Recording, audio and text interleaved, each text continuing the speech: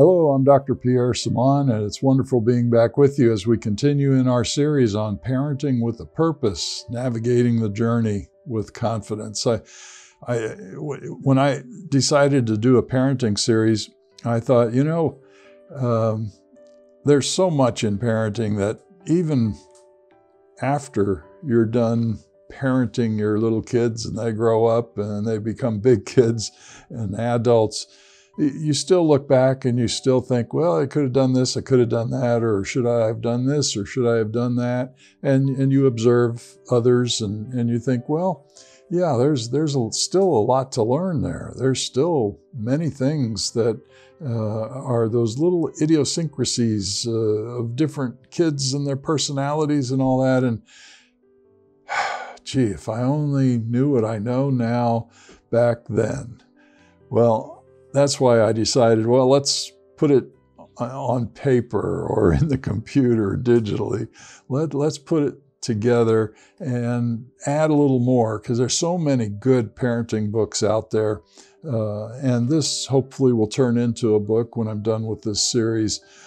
So many good ones. And I encourage parents, go out and pick those good books. Listen to other parents that say, oh, I like that book or I like that book.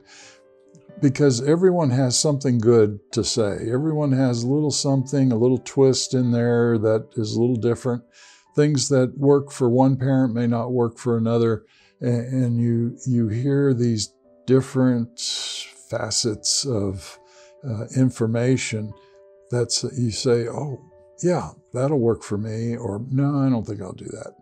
And I've seen parents do very strange things, but it works. And as long as it works and the kids turn out well, then okay, it's a good thing. Well, parenting with purpose. And we've been in this first chapter, we might say, achieving empathy in parenting. We'll be talking about consistency in parenting, patience in parenting, flexibility in parenting, and the attitudes necessary for successful parenting. And that's just the first chapter. So, boy, we got a lot to talk about.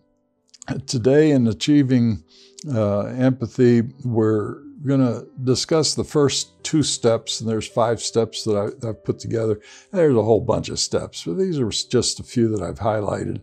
5 essential steps for parents to learn understanding that I just mentioned. We're talking about steps 1 and 2 today. And next time we'll hopefully get into 3 through 5 if I can get them all in there. And if not, we'll stretch it out some more. But fostering empathy is something we can do, we can work on. Identifying steps in achieving empathy in parenting is easier than you might believe. People say, oh, I can't do that, I can't. Well, sure you can. But you have to make the effort to. It's kind of like learning math. I have a hole. Math is located back here in the left basal part of the brain. And I always thought, well, I must have a hole back there because I was terrible in math. But I worked hard to get through the classes, and especially in college, your first 2 semesters, you got to pass those math courses, and I took some tutoring to get through those courses.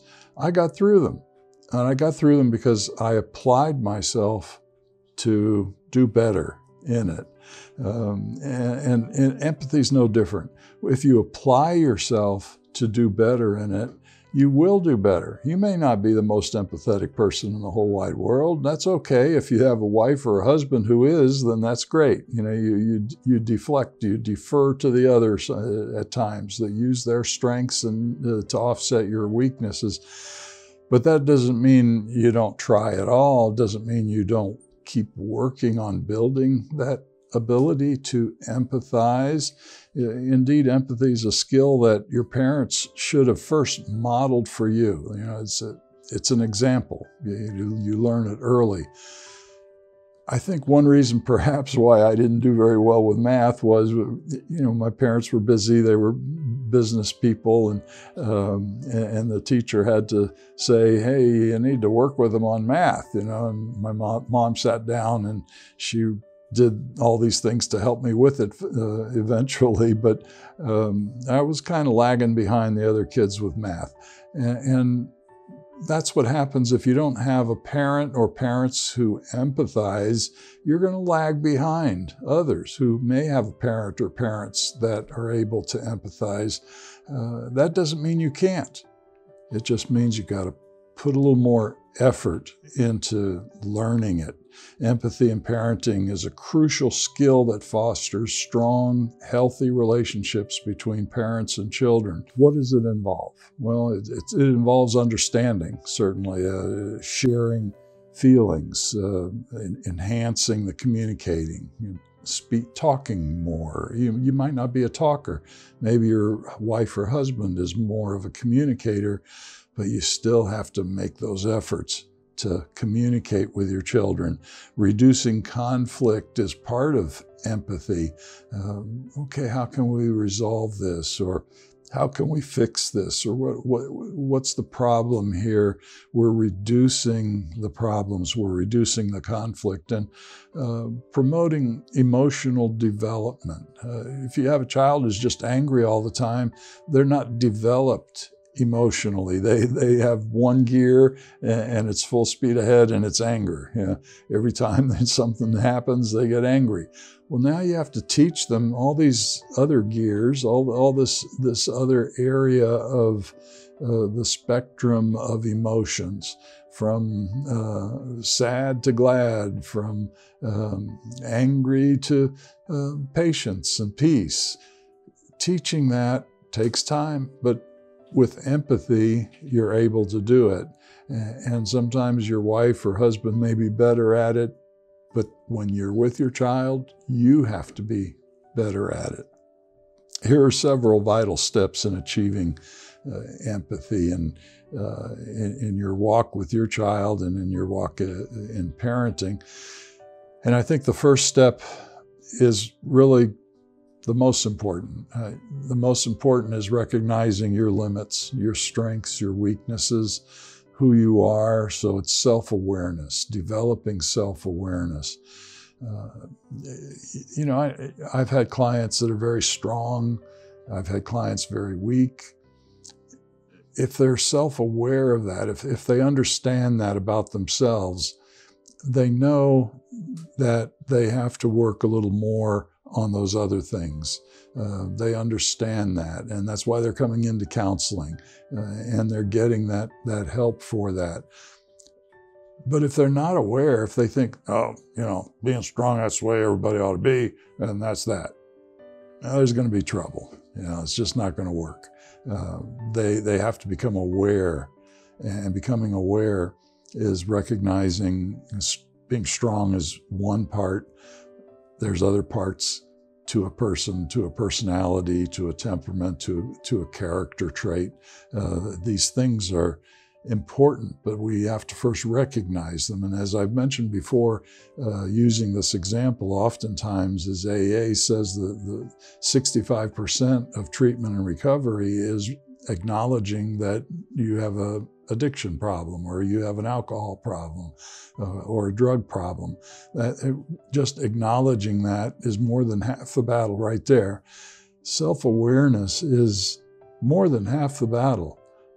Oh, I'm strong, but I've got to work on being nicer, or being more sensitive, or listening more, being more empathetic, being more understanding. That's more than half the battle right there.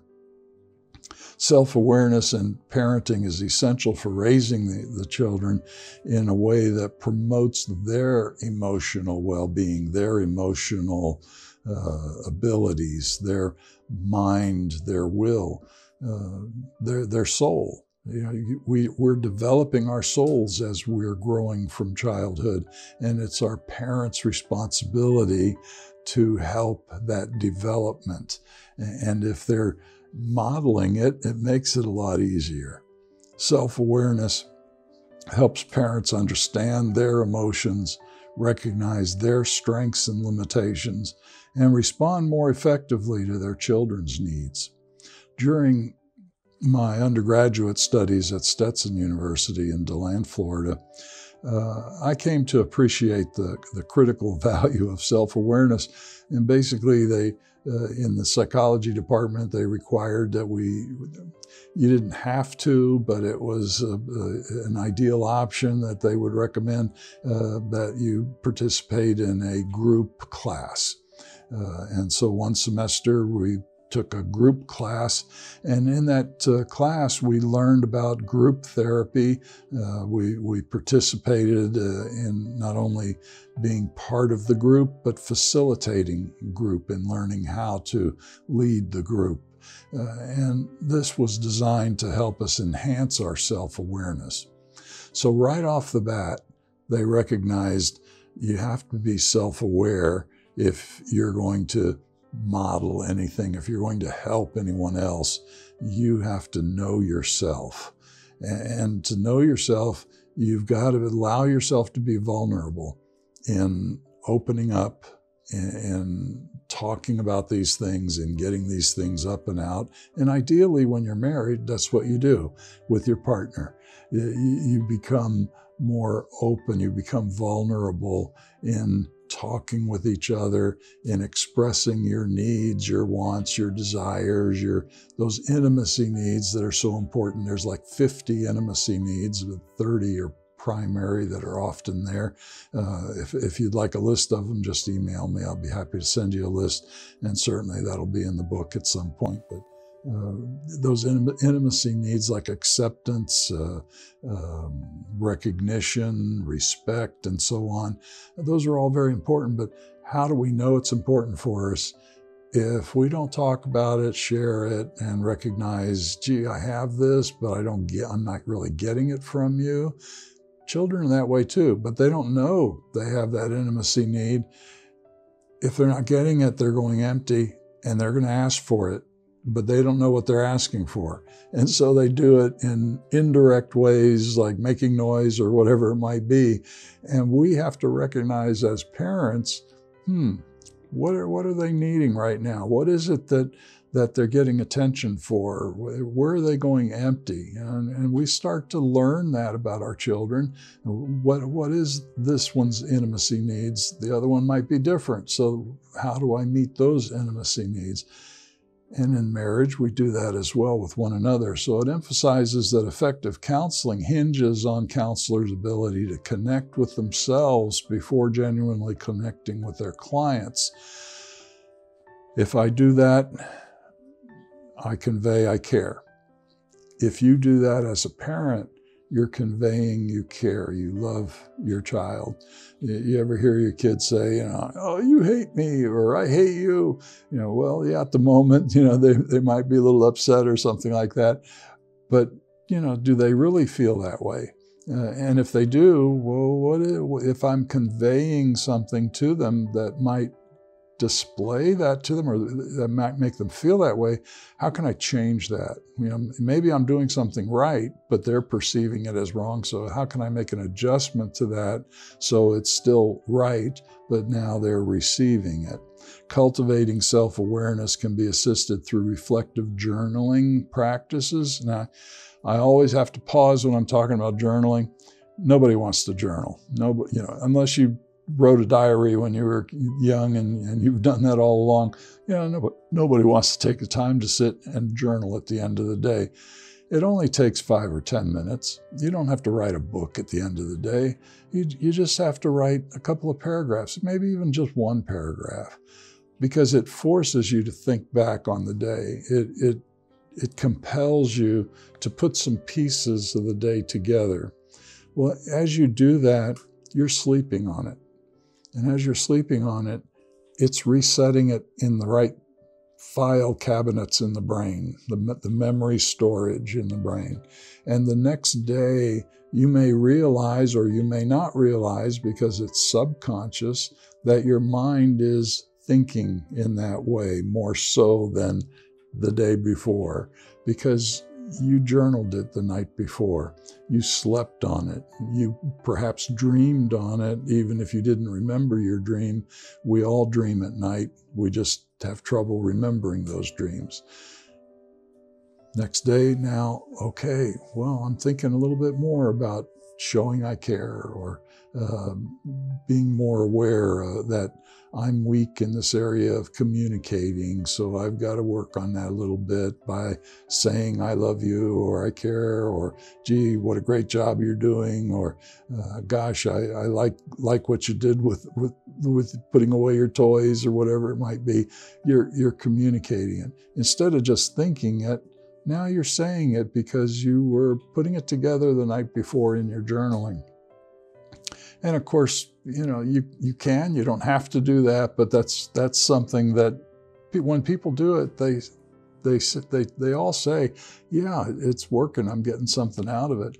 Mindfulness is another cultivating way of developing self-awareness. Now, mindfulness is something that Eastern religions, use it quite often in talking about their faiths. And it's been, that term or that word has been incorporated into modern society. And so some people take it wrong. Don't take it wrong. Mindfulness is basically thinking through. It's paying attention to what's going on around you. It's having purpose in the moment. It's recognizing the smells, the sights, the colors, the activities, the present moment in a non-judgmental way, in a way that's taking it for what it is, perceiving everything as it is, as it's unfolding moment by moment. You could say the Gestalt, that was term we learned a lot of in college when I was younger, but it's recognizing what's going on around you. It just doesn't have to be Far Eastern mysticism and all that. No, it's purposeful. If you'd like more information on that, just email me. I'll send you a PDF, free PDF of this chapter that we're speaking of, and I have an area in it where I detail a little bit more about mindfulness. Another aspect of cultivating self-awareness is biblical meditation, contemplating Bible scripture. When I'm sitting and I'm contemplating Bible scripture, all these other thoughts come to mind that are associated with it. Every morning I try to listen to the Bible, to at least one chapter or one day's worth of Bible reading in the audio book of the Bible. And some days I miss it, but when I do, I'm thinking, oh, yeah, that fits here, this fits there. I wonder what's going to happen today where this might be associated with it. I'm meditating on the Bible as I'm listening to the audio Bible. And then, of course, all through the day, I'm reading different scriptures with people and so on. So you're getting little nuggets when you do that. That gives you not only knowledge, you're adding to the knowledge, but understanding, insights, which helps you apply the experiences into all of that. And that's Bible meditating. That's biblical meditation. It works. Mindfulness is important, and biblical meditation is important, and journaling is important. All these things involve consciously maintaining awareness of thoughts, feelings, bodily sensations, and surrounding your environment through a gentle, nurturing lens, because the more you're contemplating these things, the more you're developing nurture. You don't have to be a nurturing person, but again, like my math, I had to work at it to get better at it. Nurture is the same way. You work at it to get better at it. Journaling can begin with writing down thoughts and feelings about daily parenting experiences, which can help parents track patterns and triggers of behavior. Engaging in mindfulness and biblical meditation can help parents become more present and attentive, reducing the likelihood of reactive parenting. Right away, if you're becoming self-aware and you're noticing you're a reactor, your parenting is based more on reacting to what's going on instead of planning and modeling and guiding, teaching, you're already in trouble. But being aware of that, okay, I got to work on that. I can get better at it. I can be less reactive, because when I'm starting to think about it, now I'm more aware when I do it, making me, when I am more aware, more in control. Another way to gain understanding is to increase one's knowledge base. Attending workshops, reading books and on parenting, emotional intelligence, all these things help us to improve ourselves, but it makes us better. And as I said earlier, so many good books on parenting. When we first became parents, we read 3 or 4 books. One of them wasn't a very good one, but we still gleaned a little good information. There's always something to glean. Even in the bad books, there's always something you can get out of them. You don't necessarily have to read the whole book if you don't like it, but glean what you can and go to a book that helps. And a lot of times what I do is I might get into a book and realize, gee, this isn't, I'm not clicking here, but I'll look at the references they're using and I'll think, oh, that one looks good, or yeah, they're using this reference quite a bit. Well, let me look into that reference and see what they have to say. And before you know it, you find something that is good, something that does make more sense to you or does seem more practical. So sometimes you just look at the references and that helps you to find those good books. But mostly it's word of mouth. It's what do your friends who are parents say that works for them, that's helped them in whatever they've been reading.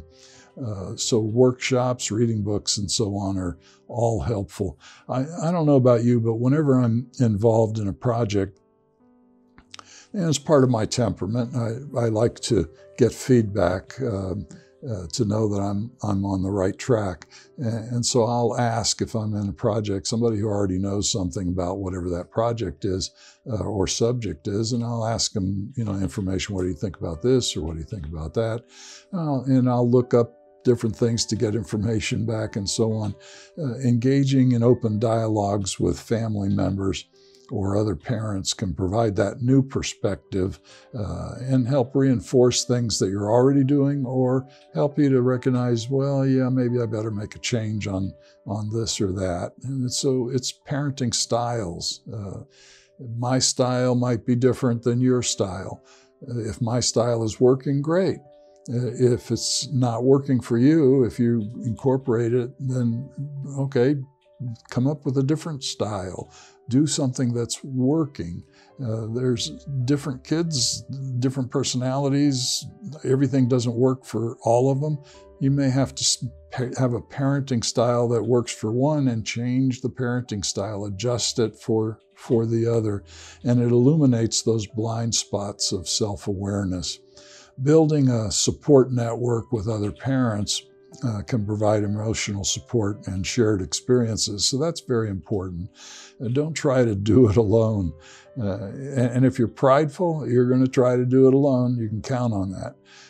This community of parenting, of parents, it serves as a sounding board. You're getting back information that is helpful, and it reinforces your self-awareness. What's strong about you, what's weak about you, what's good about you, or what you'd like to improve on because you're seeing someone else that may have already improved on a certain area and you'd like to be more like that. But again, pride prevents that. Pride causes you to act like you know it all when you're in a parenting group, and they don't want to listen to you because they know, yeah, well, that person knows it all, and I know they're not right about this or that. Be open. You don't have to be that vulnerable, but be a little vulnerable and being honest that, hey, I'm having a little trouble in this area, or I'm not sure what to do when my child screams or hollers. What do you do? And yeah, something might work for them, but another one's going to pop up and say, well, we do this other thing. Well, that might work for them. And then now suddenly you're realizing there's 3 or 4 options there. Wonder which one will work for me. And you go home and try them all until one works. One ideal place to do this is your local church, where like-minded parents of all ages can readily be found. And churches are wonderful in parenting workshops or learning things, in getting people together, and just the fellowshipping, just coming together and talking about things. It's a great place to start. It's essential to set those realistic expectations in parenting, especially the first-time parent, and you got, and you might be afraid to be a parent because maybe you had a bad parent, or maybe you don't have confidence in yourself. And so that means you got to talk more about it. You got to learn more regarding it. And yeah, it's okay to be afraid, but when you're afraid, you tend to be more aware, you tend to be more alert, and that's a good thing. Parents often face societal pressures about how they should parent, recognizing and setting realistic expectations for yourself, for your children. That helps alleviate unnecessary stress. So if you're setting unrealistic expectations, you're putting in unnecessary stress. If you are a perfectionist, let's say a melancholy temperament, for example, is a perfectionistic temperament, and you might have different temperaments in your different need areas, but overall, melancholy is a perfectionist, so they're a serious, private person. They want to do everything right. They set too high a standard for themselves oftentimes. They can't meet the standard, and that discourages them from taking a risk or trying something new. They like routine because then they know they can do it. That high standard discourages them. It takes away the motivation to do. Well, we don't want to do that in parenting. We want to set standards that are reachable, that are reasonable. And sometimes we have to look at others, get information from other parents to be able to know, where should that standard be for me? Yeah, maybe you want it a little higher, but don't put it up too high because you're not going to reach it. And what are you going to do? You're going to get angry at yourself. Then you project that anger onto the kids. The minute they do something wrong, you react, you become overly anxious with them, overly upset with them, overly strict with them, rigid, legalistic. Well, that says something about some people in church, doesn't it? You're really angry at yourself because you're not meeting the standard. You're doing something wrong. Oh, well, okay, if I find it in you, then I don't feel so bad anymore. Okay, look how bad you are as a kid. Terrible kid.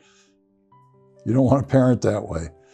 Bring down that standard to a reasonable level, recognizing and setting those realistic expectations for oneself and one's children can alleviate that unnecessary stress and promote healthier parenting approach. What works for one parent may not work for the other, as I've said before. Your abilities may be better suited in gaining similar results through different proven techniques. So try this, it's not working, try that, see if that works. Whatever's working, that's great. Sometimes nothing works, and you just have to be more patient. You have to endure more, but usually there's always something that will work. Learning and practicing emotional regulation techniques can help parents manage their stress and emotional responses effectively. Techniques such as deep breathing, pausing before responding, positive self-talk. If you say to yourself, you're stupid, you're going to say it enough that you're going to pass that along to your kids. If you say to yourself, I can't, you're going to pass that along to your kids. Positive self-talk. I can get through this. We can get through this. We will work this out. Be in a positive mindset. And to do that, the closer you are with God, the closer you are in your walk with the Lord through Jesus Christ, the more at ease you become. And you realize, because you're recognizing it more now, that God's there helping. He's with you. And He'll help walk with you through this minefield of parenting that you're experiencing. So that positive self-talk's beneficial. And as I just said, ask God. Talk to God. You know, the other day, I may have mentioned this before, I might have mentioned this last time, that in the morning I went to the kitchen to make my coffee, and this little wave of grief came over me. And I said, oh, okay, Lord help me. And by the time I walked back into the bedroom, I had the Christian music playing on my phone in the bedroom. And as soon as I walked in, there was the song, Be Brave. Yeah. Well, I saw that as God speaking to me. Be brave. Yeah. Okay. Yeah. He'll do that for you. He does it for all of us as Christians. If we're paying attention, we see it. We notice it. But if we don't ask Him, even if we're paying attention, we don't ask Him, He might not be doing anything at that moment because we're not asking. Don't be afraid to ask if you're having some difficulties with parenting. Well, step 2 is maintain self-care in parenting. Take care of yourself. Self-care is crucial. You got to have a clear head.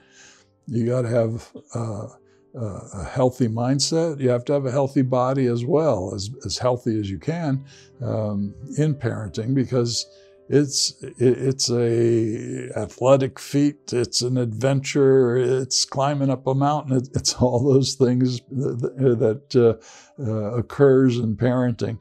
And if we're not healthy, if we don't have good health, good self-care, we're going to be going downhill, having trouble. To parent effectively, parents should ensure they're physically, mentally, and emotionally cared for. Taking care of yourself is basically what that's saying. If I'm taking care of myself, I'm rested, I'm able to handle this or that. And if there's stress at work and whatever, I'm taking care of myself by pausing before I go home, or taking some time to settle down, put the pieces of the day together before I engage with the family. And if in doing that, that's giving me self-care, I'm now in better shape, better able to converse with the family, play with the family, engage with the family, and showing I care, so the empathy comes out. You're able to empathize. Research has consistently shown that parental self-care is linked to improved parenting outcomes, including increased emotional regulation and decreased stress levels. If you don't take care of yourself, your stress level increases. By prioritizing their well-being, parents can model healthy behaviors for children and create supportive environments. So if you're exercising good health care, good self-care, you're displaying that, you're modeling that to the kids. Additionally, taking time for self-care allows parents to recharge and better meet the demands of parenthood. It's not being selfish, when you exercise self-care. There is selfishness of it if you're doing too much of it, if you're not being reasonable about the self-care. If you're primping in the bathroom in front of the mirror for 4 hours, that's not reasonable, is it? You're exercising self-care, but you've exaggerated it. You've gone beyond what's reasonable.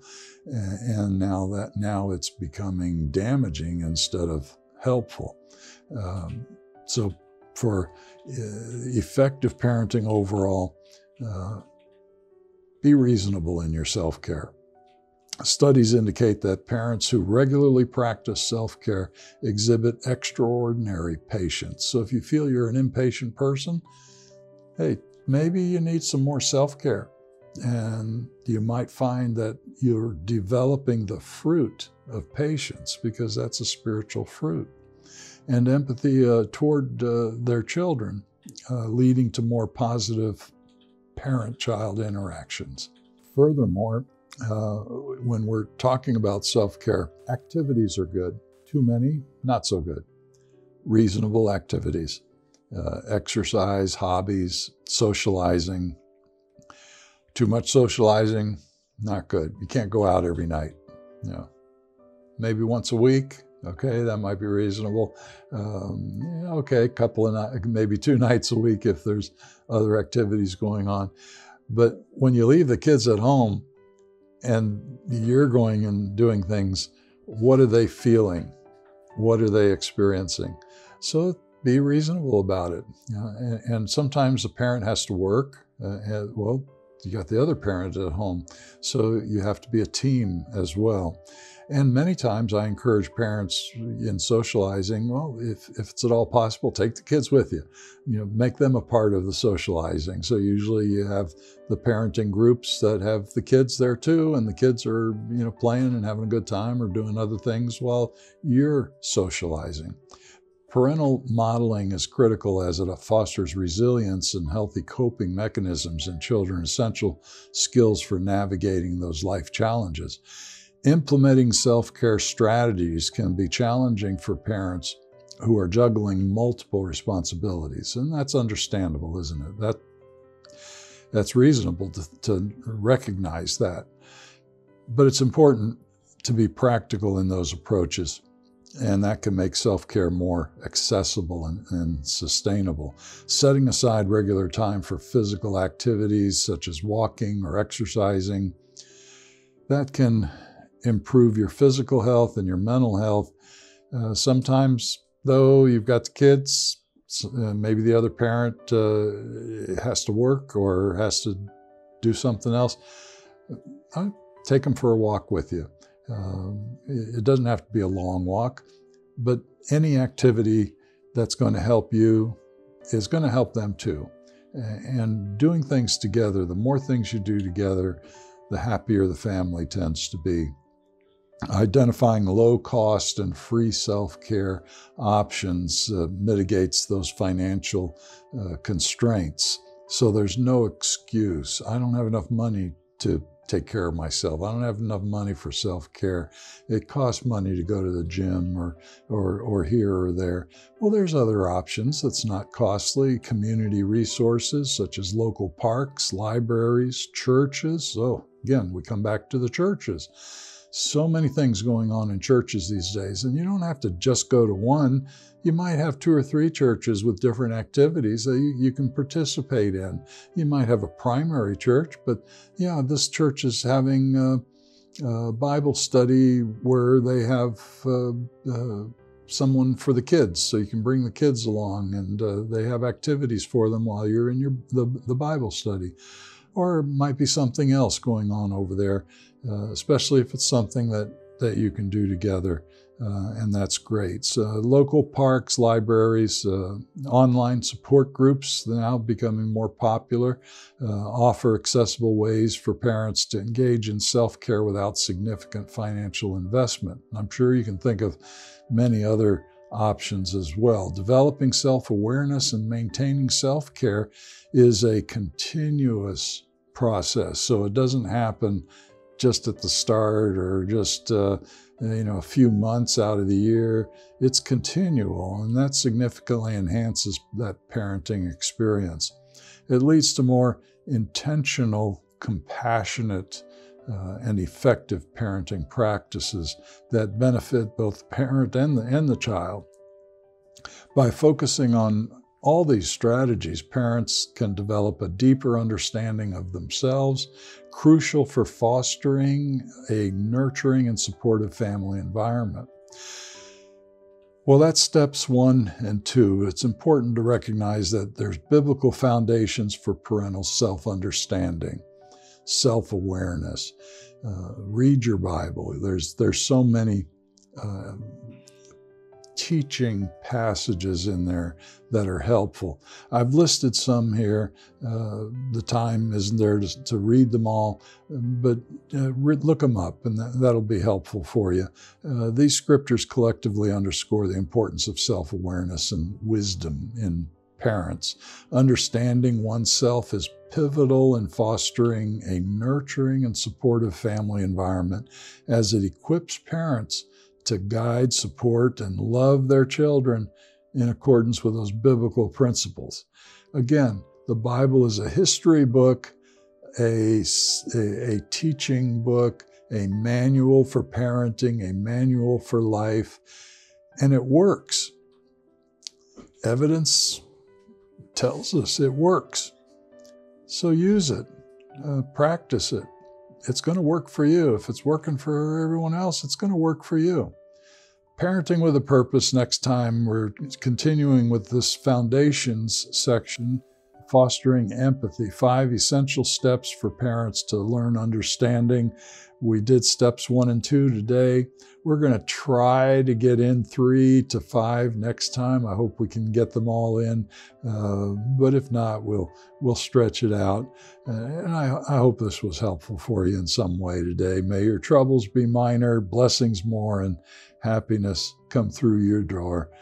Give us a like, subscribe, and we'll see you again. Bye.